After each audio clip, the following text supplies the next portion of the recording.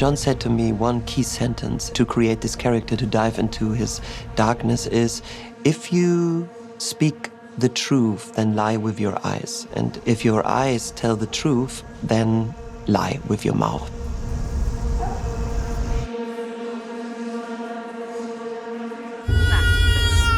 I didn't know about the Höss family at all.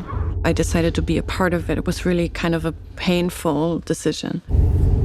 In terms of the casting of the leads, they both had to identify with the commandant of Auschwitz and his family and to lean into an uncomfortable identification rather than demonization or dehumanization. That's an unsafe feeling. There was instant connection there with Christian, and it was the same with Sandra. For us, they were Rudolf and Hedwig. That was really important, that we don't feel his real thoughts. We see him as a normal, sometimes boring person, but we don't see him act like a perpetrator. I was very surprised when Jonathan showed me how close they lived from Auschwitz and what they had to do to just forget about it. It's really unbelievable. The idea that somebody would be very happy in Auschwitz, the idea that somebody would not want to leave Auschwitz. I set the story around that particular moment.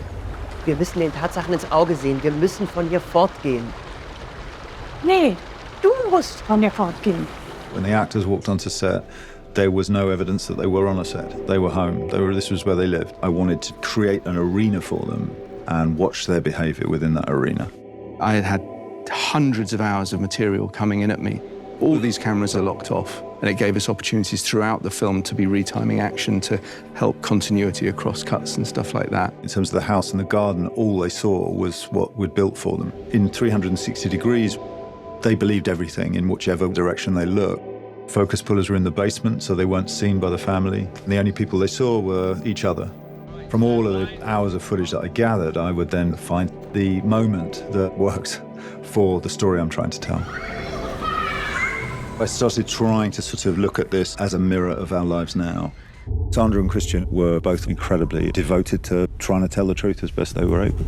Everybody was in the same focus all the time, in the same tension. And there was a lot of trust involved in this process to follow these people in a way that was normal at that time.